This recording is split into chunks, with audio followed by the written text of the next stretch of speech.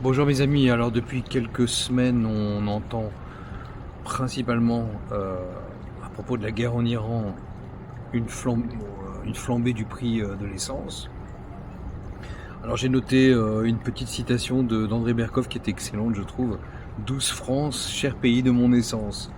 Oui c'est vrai, le prix de l'essence c'est important parce que d'abord c'est cher, en France c'est cher particulièrement. Et en plus bon, il y a eu des augmentations et comme les taxes sont proportionnelles au prix de l'essence de base. Et donc, si j'ai bien compris, donc en fait, ça amplifie l'augmentation du prix de l'essence. Et donc, ça pèse énormément sur les budgets des ménages français, bien entendu. Alors, j'ai noté qu'en moyenne, c'est entre 12 et 15% de hausse en 3 semaines. Mais je vais vous dire quelque chose d'encore mieux, qui va peut-être vous rassurer, c'est qu'aux États-Unis, nous en 3 semaines, on a eu une augmentation de 25% du prix de l'essence. Donc, en termes d'augmentation, vous êtes mieux lotis que nous. Alors pourquoi il y a une hausse plus forte aux États-Unis qu'en France ? Je vais essayer de vous expliquer ça de façon claire et chiffrée. Alors, d'abord, évidemment, c'est la guerre en Iran qui augmente le prix du baril. Donc on a eu un prix du baril qui est passé de 70 à 100 ou 120 dollars. Alors ça dépend des marchés. Parce qu'il y a plusieurs marchés du pétrole. Donc faut être assez prudent. Il faut essayer de, si vous voulez connaître mieux le prix qui vous intéresse, essayez de voir le prix du marché qui vous concerne dans votre pays. Par exemple, aux États-Unis, on a le WTI. En Europe, on a le Brent, qui n'est pas de même qualité d'ailleurs, mais qui n'est pas le même prix. Donc ça aussi, c'est important de le savoir. Alors, quels sont les facteurs amplificateurs de la hausse ? Et ça, c'est typiquement américain. Je ne pense pas qu'il y ait des phénomènes identiques ou réplicables en France. Alors, par exemple, c'est la demande saisonnière. Alors, aux États-Unis, nous, traditionnellement au printemps, on va plus voyager qu'en hiver. D'abord parce que le climat nous le permet. Quand on a des blizzards et des chutes de neige, on ne voyage pas en général. On reste plutôt local. Le spring break, alors ça c'est un grand... on est en spring break en ce moment. C'est-à-dire qu'il y a tous les étudiants qui viennent en Floride notamment pour bronzer. Et d'autres activités. Les Américains roulent plus, voyagent plus, c'est ce que je viens de dire. Et donc la demande augmente au moment où l'offre diminue. Donc ça quand l'offre diminue et que la demande augmente, évidemment les prix augmentent. Ça c'est un principe de base de l'économie.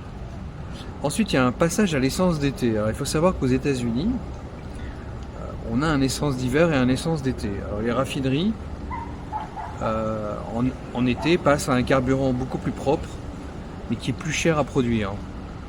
Donc il y a une hausse supplémentaire sur le prix du pétrole, de l'essence.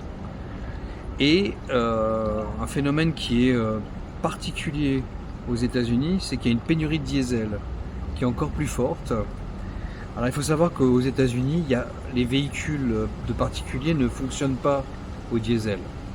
Mais par contre les camions et certaines locomotives fonctionnent au diesel. Et donc ça va augmenter les prix des produits qui sont transportés. C'est-à-dire pratiquement tous les produits. Donc, par exemple, si je vais acheter des œufs dans mon supermarché ici, je vais avoir une augmentation des prix parce que les œufs viennent du Wisconsin, par exemple, de l'autre côté des États-Unis, et ils sont emmenés par camion en Floride. Donc nécessairement à cause de l'augmentation du diesel, donc on va avoir une augmentation du prix des œufs.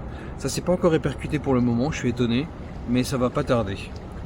Je donne les œufs comme un exemple, il y a plein d'autres exemples possibles. Donc oui, il y a un risque de remontée de l'inflation, ça c'est évident. Alors pourquoi une flambée aussi rapide ? C'est parce que, alors ça c'est un problème purement spéculatif. Les traders anticipent comment je pourrais dire, une interruption, ou en tout cas des ruptures d'approvisionnement plus longues que ce que Trump peut éventuellement annoncé. Donc, il faut savoir que les prix des matières premières, les prix des, ce qu'on appelle en anglais les commodities, les prix des matières premières font l'objet d'un marché spécifique qui s'appelle les commodities market ou alors les futurs. Et les futurs, en fait, par exemple, aujourd'hui, on va spéculer sur les livraisons de pétrole au mois de juillet ou au mois d'août, par exemple. Et si la guerre perdure, eh bien, on va continuer à avoir des prix très élevés. Donc, le problème, c'est que, en fonction de ces futurs, c'est-à-dire des livraisons en juillet et en août, il y a des petits malins, et c'est ce qui s'est passé en France avec des supermarchés, qui répercutent immédiatement à la pompe l'augmentation du prix du pétrole dans 2 mois, 3 mois. Alors qu'ils ont acheté le pétrole ou l'essence il y a à un moment donné où c'était à 70 $ le baril. Donc oui, il y a du goinfrage, mais c'est de bonne guerre. C'est parce qu'ils anticipent, si tu veux, les cuves qui vont être vides bientôt, parce que les gens vont faire leur plein, hein, normalement. Et donc pour réapprovisionner, c'est toute une chaîne, hein, entre le producteur, l'importateur, le raffineur, le distributeur, etc., etc. Donc toute cette chaîne, elle répercute les prix immédiatement, alors que les prix du pétrole vont évoluer différemment en fonction des livraisons. J'espère que j'étais assez clair, parce que c'est un peu compliqué, un peu technique. Alors, est-ce que l'approvisionnement mondial en pétrole est menacé? Alors, je vais être très nuancé sur ce coup-là. Il y a oui et non. Voilà. Oui, parce que évidemment, avec le blocage du détroit d'Ormuz, ça réduit de 80 à 90% le trafic commercial normal. Donc, nécessairement, il va y avoir des perturbations dans l'approvisionnement. Bon. Ça, c'est logique. Pour vous donner un exemple, il y a 15 à 18 millions de barils par jour qui sont bloqués actuellement à cause de ce détroit d'Ormuz sur les 20 à 21 millions de barils par jour qui passent par ce canal normalement. Donc c'est un gros manque en matière d'approvisionnement de pétrole. Maintenant, je vais être plus nuancé. Il existe des alternatives. Alors, notamment, il y a 2 pipelines en Arabie Saoudite et dans les Émirats qui peuvent fournir de 6,5 à 8 millions de barils par jour. Donc ça compense quand même pas mal. Il y a d'autres producteurs qui peuvent augmenter leur production, mais pas à l'infini bien sûr. Alors pour le moment, ils ne compensent pas les déficits. Par exemple, les Américains sont les premiers producteurs de pétrole au monde, devant l'Arabie Saoudite, largement devant l'Arabie Saoudite. La Russie, le Kazakhstan, le Canada, le Brésil, la Guyane, la Norvège, le Mexique, il y a beaucoup d'autres pays producteurs de pétrole, donc il ne faut pas désespérer. Et il y a aussi les recherches pétrolières en cours. Bon, elles ne sont pas en mesure en général de produire immédiatement, mais ça peut évoluer si le prix du pétrole reste élevé. Par exemple, il peut y avoir une incitation pour des compagnies pétrolières d'exploiter des puits qui étaient en stand-by parce qu'ils n'étaient pas rentables à 70 $ le baril, mais qui peuvent devenir rentables à 100 ou 120 $ le baril. Et il y a beaucoup de cas comme ça. Donc si demain une compagnie pétrolière estime que ça y est, je vais gagner de l'argent avec ce puits, ils vont réactiver le puits, ça va être assez rapide et ça va leur permettre de mettre ça sur le marché. Donc tout ça, ça s'accumule en compensation des pertes par le blocage du détroit d'Ormuz. Et il y a le Venezuela, bien sûr, on en a fait tout un plat il y a quelques semaines, mais ils sont en train de travailler très sérieusement sur l'augmentation de la production de pétrole vénézuélien.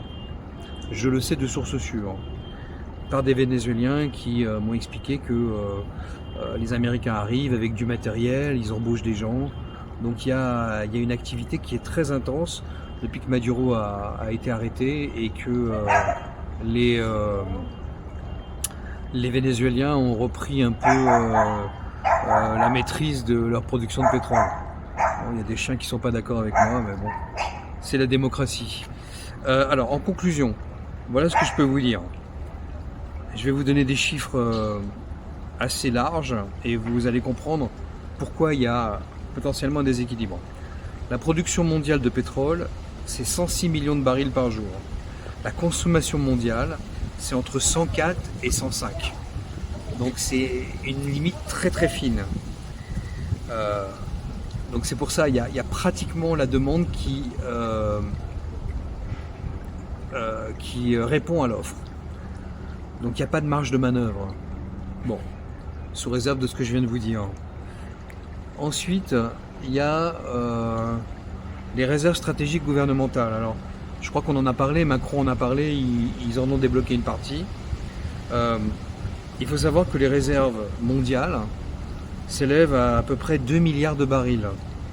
2 milliards de barils, ça représente, si on considère qu'il n'y aura plus jamais de pétrole produit à partir de maintenant, ce qui est impossible, mais c'est une hypothèse, extrêmement peu probable, mais bon, c'est pour le plaisir de raisonner, ça représentera entre 17 et 20 jours de consommation mondiale. Bon, évidemment, on n'en est pas là, et de toute façon, il y a plein de pays qui produisent beaucoup de pétrole, donc voilà. On est, mais pour un manque à gagner de à peu près 15 à 18 millions de barils, à peu près, on a une hausse du pétrole, de l'essence, qui monte de 15 à 25%. Donc voilà. Donc voilà où on en est. Alors, je vais vous dire un truc pour vraiment conclure ma conclusion. Ça prouve à quel point nos dirigeants ne sont pas prévoyants. Quand on sait qu'il y a potentiellement un problème avec un approvisionnement, ça peut être l'Iran, ça peut être n'importe quoi, on doit inciter les compagnies pétrolières à produire, à forer, à produire. Voilà. Depuis des années, on a empêché ça pour des raisons soi-disant écologiques, la Green Society ou je sais pas quoi, et parce que le pétrole c'est sale, ça pollue, machin, etc. Mais n'empêche que quand on en manque quelques millions de barils par jour, là c'est la panique totale sur les marchés. Voilà. Donc, à bon entendeur, moi je pense qu'il n'y a aucune raison de se priver d'une ressource qui existe, qui est propre si on utilise les bonnes technologies et dont on a impérativement besoin. Il n'y a pas de transition écologique, on a besoin de pétrole. On ne peut pas passer au travers de cette situation sans dégâts économiques. Voilà. Je vous souhaite une bonne semaine et à très bientôt.